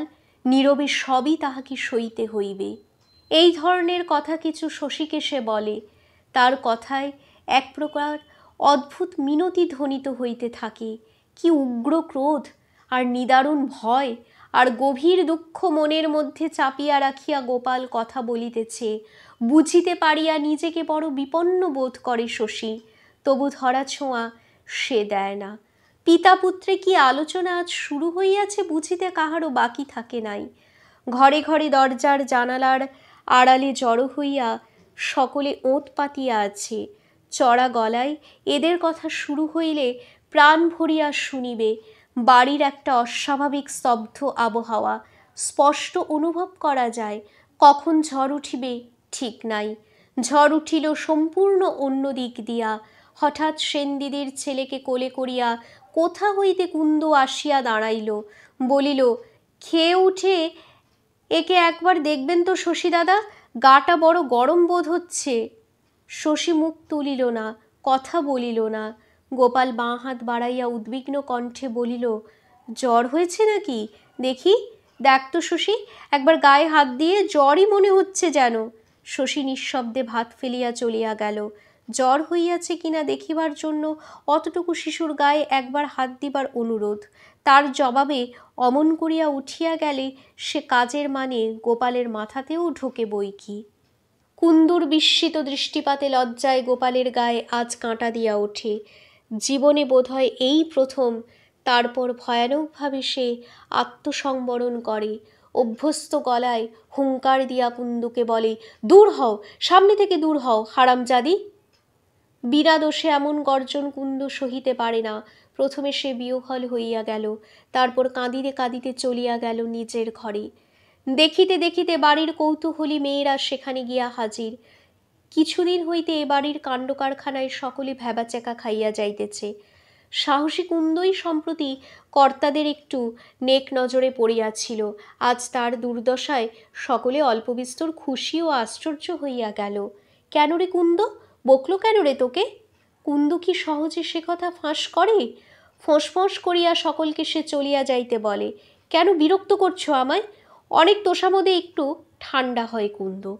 তারপর গোপালের রাগের কারণটা ব্যক্ত করে, বলে, আমার যেমন পোড়া কপাল, সেনদিদির ছেলেটাকে শশী দাদার সামনে নিয়ে যেতে কতবার মামা বারণ করেছে, তা কথাটা একদম ভুলেই গেলাম।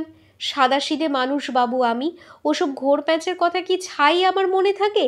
সকলে বলে, হ্যালো কুন্দ, ও ছেলেকে আনার পর থেকে তাই বুঝি শশী এমন রেগে আছে, বাপের সঙ্গে কথা কয় না, বিবাগী হয়ে বেরিয়ে যাবে বলে। নয়তো কি, কুন্দু বলে। একটু হাসে কুন্দু। খে জানি তো, তলে তলে এমন বাঁকা মন আমাদের ঠোঁট কাটা কুন্দুর। বলে, এই ছেলেটাকে নিয়ে বাপ বেটার কত কি চলেছে, তোমরা কি জানবে? টের পাই আমি। কি হয় দেখবার জন্যই তো দুজনে একত্তর খেতে বসেছে, দেখে ছেলেটাকে নিয়ে গেলাম। ও অমন গাল খাবো তা ভাবিনি ছোট মামি। আর এখনই হয়েছে কি, একে নিয়ে কি ভীষণ কাণ্ড হয় দেখো। যেমন তেমন মায়ের ছেলে তো নয়, তার উপরে মাই খাচ্ছে তোর। না রে কুন্দু, ও ছেলে দেবেই তো ঘরে আগুন। জ্বর বোধ হয় একটু হইয়াছিল ছেলেটার। গোলাপি বর্ণ তাহার আরও লালিম হইয়া উঠিয়াছে। তাকাইলেই চোখ ফেরানো যায় না, এমন আশ্চর্য সুন্দর শিশু। তাকে কেন্দ্র করিয়া এ বাড়িতে এত বড় একটা ঝড় উঠিবার উপক্রম হইয়াছে, এ যেন বিশ্বাস করা যায় না। কুন্দুর চারিদিকে সমবেত মায়েরা দুর্ভাগা ছেলেটাকে ঈর্ষা করে, বাৎসল্যে ব্যাকুল হয়। এর সঙ্গে এক বাড়িতে বাস করিতে চাহে না। কি কঠোর মনটা শশীর! স্নেহলেশ শূন্য অন্তঃকরণ। সেদিন রাত্রে বিনিদ্র গোপাল কিসব ভাবিল সেই জানে। পরদিন সকালে কুন্দকে সে চালান করিয়া দিল তার খুড়শ্বশুরের বাড়ি রাজাতলায়। সঙ্গে গেল তার স্বামী, পুত্র এবং সেনদিদির ছেলে। কাজটা করিয়া গোপাল যেন অনেকটা নিশ্চিন্ত হইল। রাগের কারণ দূর হইল। আর তো শশীর রাগ থাকিবে না। সেনদিদির ছেলে পৃথিবীতে আসিয়াছে বলিয়া শশী রাগ করে নাই, তাকে বাড়িতে আনা হইয়াছে বলিয়া সে গৃহত্যাগ করিয়া যাইতেছে। এ অন্যায় আবদার শশীর, অসঙ্গত ব্যবহার। তবু মাথা নিচু করিয়া গোপাল যখন তাহার অভিযোগের প্রতিকার করিল, বাড়ি ছাড়িয়া যাইতে কি আর শশী পারিবে? পরের মুখে খবরটা ঠিকমতো শশীর কানে পৌঁছিবে না আশঙ্কা করিয়া চোখ কান বুঝিয়া নিজেই গোপাল তাহাকে শোনাইয়া দিল। বলিল, কুন্দুকে আজ শ্বশুরবাড়ি পাঠিয়ে দিলাম শশী। শশী বলিল, রাজাতলায়? গোপাল বলিল, হ্যাঁ, যামিনীর ছেলেটাকেও ওর সঙ্গে দিয়ে দিলাম। যামিনীর ছেলের প্রসঙ্গ উঠিলে শশী মুখ খোলে না। গোপাল আবার বলিল, কুন্দু এখন ওখানেই থাকবে, বলে দিয়েছি এখানে আসবার ওদের কোনো দরকার নেই। শশীর সঙ্গে ষড়যন্ত্র করিয়াই কাজটা সে যেন হাসিল করিয়াছে, এমনইভাবে গলা নামাইয়া গোপাল আবার বলিল, আসল কথা কি জানিস বাবা, এক ঢিলে দুটো পাখি মেরেছি। কুন্দুকেও সরালাম, পরের ছেলে ঘাড়ে করার দায় থেকেও রেহাই পেলাম। যা খুশি করুক গিয়ে, এবার আমি কিছু জানি না, কেঁদে কেটে চিঠি লিখে 2-4 টাকা পাঠিয়ে দেব, বাস ফুরিয়ে গেল সম্পর্ক। তাই যদি ইচ্ছা ছিল গোপালের বিপিনের কাছ হইতে সেনদিদির ছেলের ভার গ্রহণ করিবার, তার কি প্রয়োজন ছিল শশী তা জানিতে চায় না, তাই রক্ষা। জবাব গোপাল দিতে পারিত না। শশীকে গোপাল ছাড়িতে পারে না, সেনদিদির ছেলেকে ফেলিতে পারে না। অনেক ভাবিয়া চারিদিক রক্ষা করার জন্য পাকা রাজনীতিকের মতো সে যে চাল চালিয়াছে, তার সমর্থনের জন্য এরকম দুটো একটা বানানো পাকা কথা না বলিলে চলিবে কেন?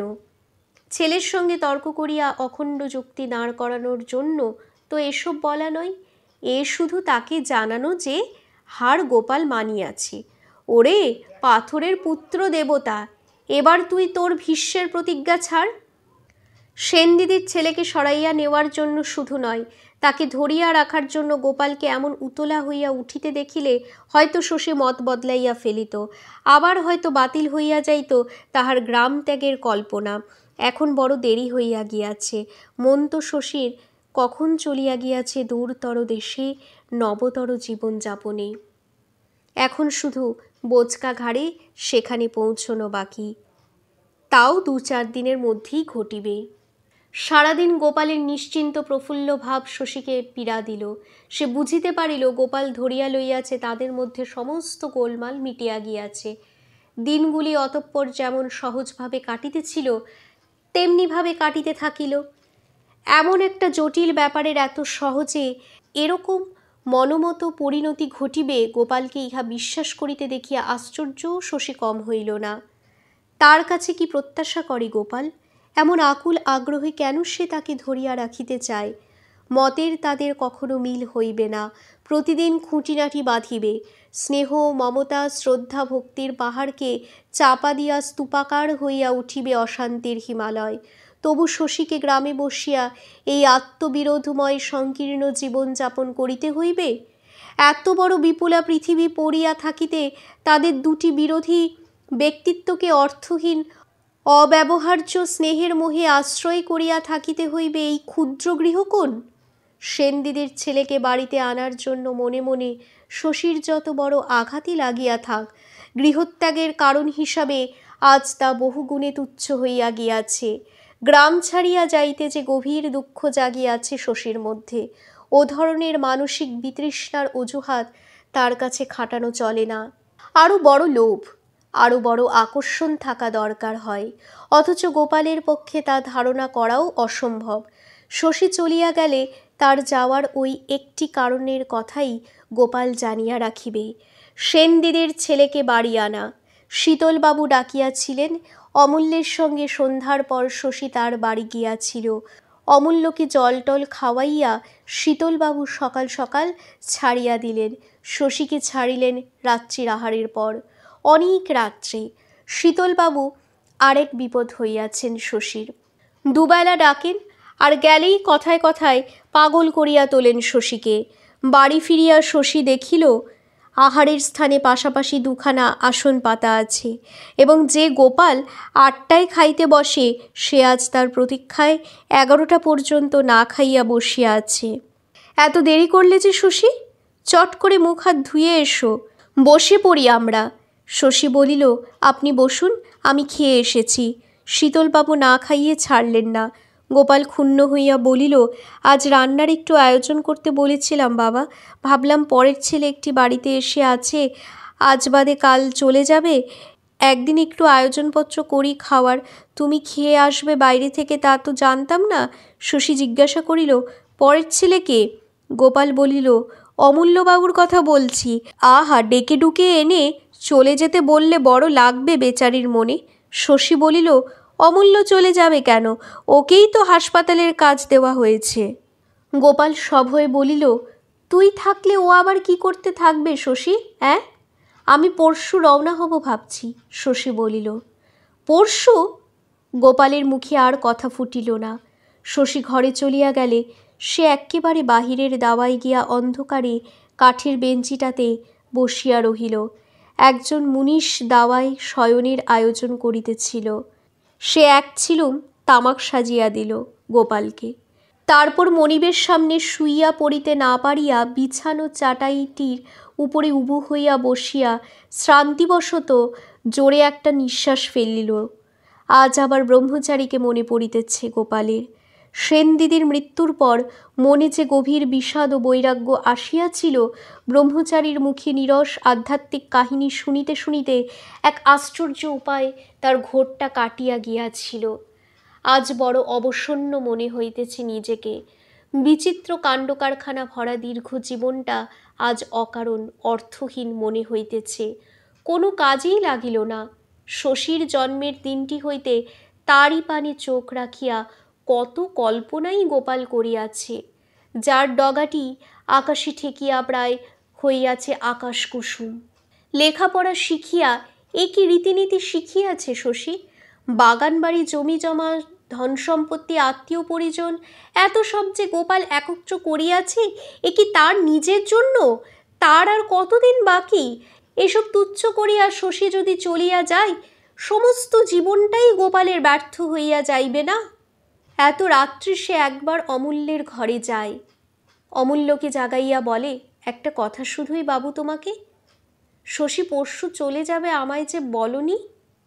রাত দুপুরে ঘুমন্ত মানুষকে তুলিয়া গোপালের এই কৈফিয়ত দাবি করা অমূল্যকে ভড়কাইয়া দেয়।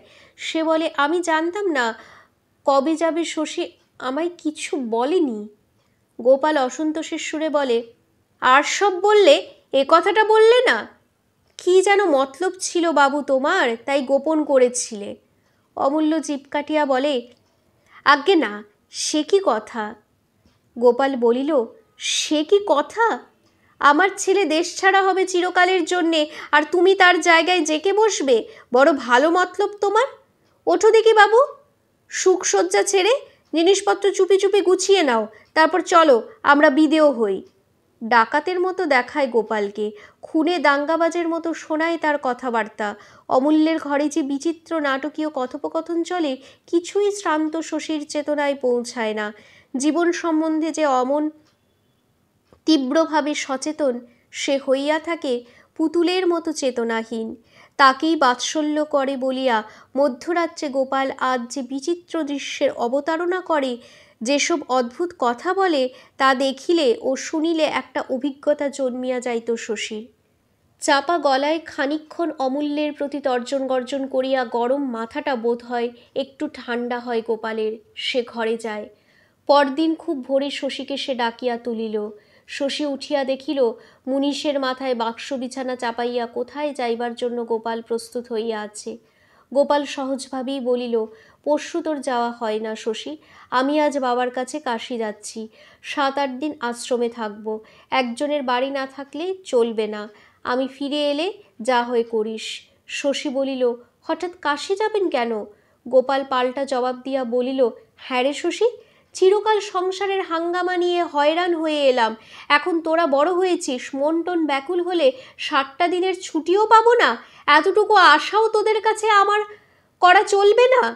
শশী মৃদুস্বরে বলিল, তা বলিনি, কোথাও কিছু নেই, হঠাৎ যাচ্ছেন তাই জিজ্ঞাসা করছিলাম। কালও তো কিছু বলেননি আমাকে। গোপাল দারুণ অভিমান করিয়া বলিল, না যদি থাকতে পারিস তো বল, যাওয়া বন্ধ করি, অদৃষ্টের লেখাকে খণ্ডাবে। শশী বলিল, বেশ তো, আসুন গিয়ে, কদিন পরে গেলেও আমার কোনো অসুবিধে হবে না। গোপালকে শশী প্রণাম করিল। সকালবেলার স্বচ্ছ আলোয় দুজনের মুখ দেখিয়া মনে হইল না পিতা পুত্রে কোনোদিন কোনো সামান্য বিষয়েও মতান্তর ছিল। জীবনের গতি দুজনের বিপরীতগামী। সেই যে গেল গোপাল, আর সে ফিরিল না। সংসারী গৃহস্থ মানুষ সে, সমস্ত জীবন ধরিয়া ফল পুষ্প শস্যদাত্রী ভূমিখণ্ড সিন্ধুক ভরা সোনারূপা কতগুলি মানুষের সঙ্গে পারিবারিক ও আরও কতগুলি মানুষের সঙ্গে সামাজিক সম্পর্ক, দায়িত্ব, বাধ্যবাধকতা প্রভৃতি যত কিছু অর্জন করিয়াছিল সব সে দিয়া গেল শশীকে। মরিয়া গেলে যেমন সে দিত। কুন্দ কয়েকদিন পরে ফিরিয়া আসিল। রাজাতলা হইয়া গোপাল সেনদিদির ছেলেকে সঙ্গে লইয়া গিয়াছে। কুন্দ সোনার হার কিনিবে বলিয়া 200 টাকাও তাহাকে দিয়া গিয়াছে। হয়তো ওটাই ছিল গোপালের শেষ বাধ্যবাধকতা। কি আর করিবে শশী? এ ভার তো ফেলিবার নয়। গম্ভীর বিষণ্ণ মুখে একে একে যাওয়ার আয়োজনগুলি সে বাতিল করিয়া দিল। 2 মাসের মাহিনা পকেটে পুরিয়া অমূল্য ফিরিয়া গেল। গায়ে থাকিতে হইলে হাসপাতালে প্রত্যেক রোগীর নাড়ি টিপিতে না পারিলে শশীর চলিবে কেন? কাজ আর দায়িত্ব ছিল জীবনে। কাজ আর দায়িত্বে জীবনটা আবার ভরপুর হইয়া উঠিল। নদীর মতো নিজের খুশিতে গড়া পথে কি মানুষের জীবনের স্রোত বহিতে পারে? মানুষের হাতে কাটা, খালে তার গতি, এক অজানা শক্তির অনিবার্য ইঙ্গিতে, মাধ্যাকর্ষণের মতো, যা চিরন্তন, অপরিবর্তনীয়। মামলা করিতে শশী বাজিতপুরে যায়। ফিরিবার পথে চোখ তুলিয়া দেখিতে পায় খালের ধারে বজ্রাহত একটা বটগাছ শুকনো ডালপালা মেলিয়া দাঁড়াইয়া আছে। গাউদিয়ার ঘাটে গোবর্ধন নৌকা ভিড়ায়। নন্দলালের পাট জমা করা শূন্য চালাটা প্রায় ভাঙিয়া পড়িয়াছে। দেখিয়া শশীর মনে হয় নন্দলালের পাপ জমা করা বিন্দুর দেহটাও হয়তো এতদিনে এমনইভাবে ভাঙিয়া পড়িয়াছে। জোরে আর আজকাল শশী হাঁটে না। মন্থর পদে হাঁটিতে হাঁটিতে গ্রামে প্রবেশ করে। গাছপালা, বাড়িঘর, ডোবা পুকুর জড়াইয়া গ্রামের সর্বাঙ্গ সম্পূর্ণ রূপের দিকে নয়, শশীর চোখ খুঁজিয়া বেড়ায় মানুষ। যারা আছে তাদের, আর যারা ছিল। শ্রীনাথের দোকানের সামনে বাঁধানো বকুলতলায়, কায়েতপাড়ার পথে, যামিনী কবিরাজের বাহিরের ঘরে হামানদিস্তার ঠুকঠুক শব্দ শশী আজও শুনিতে পায়। এ বাড়ির মানুষের ফাঁক মানুষ পূর্ণ করিয়াছে। যাদবের বাড়িটা শুধু গ্রাস করিতেছে জঙ্গলে। পরাণের বাড়িতেও এখনো লোক আসে নাই। তার ওপাশে তালবন, তালবনে শশী